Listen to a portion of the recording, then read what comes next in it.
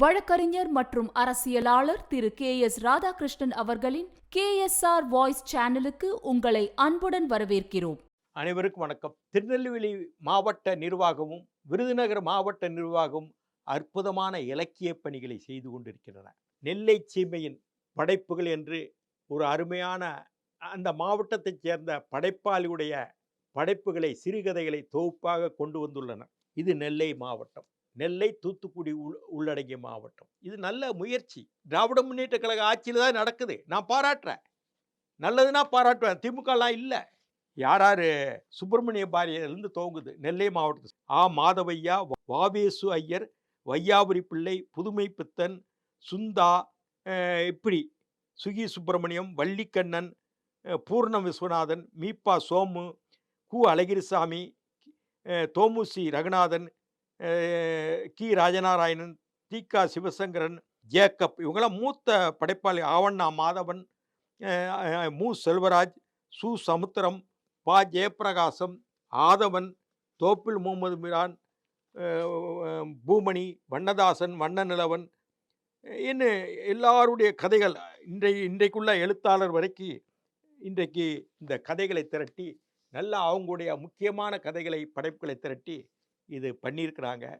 நாரம்புநாதன், தோழர் நாரம்புநாதன் தான் அதை பண்ணியிருக்கார், தொகுத்திருக்கிறாரு. நல்ல விஷயம். ஒரு மாவட்ட நிர்வாகம் இது ஒரு 300-400 விலைக்கு போட்டிருக்காங்க. அந்த மாவட்டத்தில் உள்ள படைப்பாளிகளை பழைய கதைகளை திரட்டி பண்ணியிருக்கிறாங்க. இது ஒன்றுபட்ட திருநெல்வேலி மாவட்டம். அதே மாதிரி விருதுநகர் மாவட்டம். இந்த மாவட்டத்தில் உள்ள படைப்பாளிகள் உடைய கதைகளை எல்லாம் தொகுத்து மாவட்ட ஆட்சித்தலைவர், அதே மாதிரி திருநெல்வேலி மாவட்ட ஆட்சித்தலைவர், அது மாதிரி இதை தொகுத்து மெனக்கட்டு அந்த மாவட்ட ஆட்சித்தலைவர்கள் பண்ணியிருக்காங்க. இப்போ சாதாரண விஷயம் அல்ல. மேலாண்மை பொன்னுசாமி அந்த மாவட்டத்தை சார்ந்தவங்க கதைகள்லாம் இடம்பெற்றிருக்கு.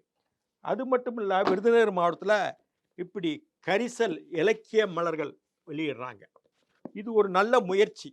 இதே மாதிரி தமிழ்நாட்டில் ஒவ்வொரு மாவட்டமும் தன் மாவட்டத்தில் உள்ள படைப்பாளிகளுடைய கதைகளை இது மாதிரி ஒவ்வொரு மாவட்டமும் போடணும். காங்கிரஸ் ஆட்சியில் இந்த மாதிரி பண்ணாங்க. ஒவ்வொரு மாவட்டத்தினுடைய கையேடு போட்டாங்க. அது மாதிரி பல்வேறு அன்றைக்கு பக்தவச்சலம் கல்வி அமைச்சர், காமராஜர் முதலமைச்சர் காலத்தில் தமிழ் இலக்கியங்கள், அதாவது கம்பராமாயணம் எல்லாமே தொகுத்து போட்டாங்க. அப்பெல்லாம் இப்படி இலக்கியத்தில் உள்ள பணிகளை ஒவ்வொரு மாவட்டமும் தங்களுடைய மாவட்டத்தில் உள்ள எழுத்தாளர்கள் யார், படைப்பாளிகள் யார் என்று இலக்கிய கூட்டங்கள் நடத்துகின்றார்கள். விருதுநகர் மாவட்ட ஆட்சித்தலைவர், அது மாதிரி திருநெல்வேலி மாவட்ட ஆட்சித்தலைவர், இது மாதிரி ஒவ்வொரு மாவட்டம் செய்யணும் என்பது என்னுடைய ஆசை. இது திராவிட முன்னேற்ற கழக ஆட்சியில் தான் செஞ்சுருக்கிறாங்க.